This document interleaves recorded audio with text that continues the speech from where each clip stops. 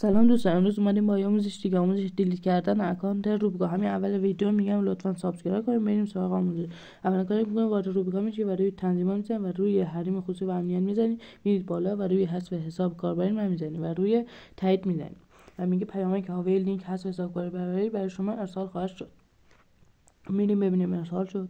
میریم تو پیاما، اینجا میبینید بله ارسال شد. میزنید رو لینک و اینجا میگه کد یه بار مصرف حساب کاربری را بزنید و میزنید درخواست رمز.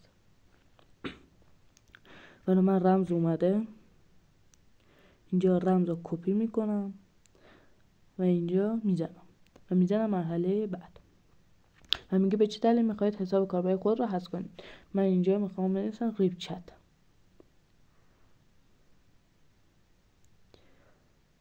و تمام. آموزش ما به پایان رسید.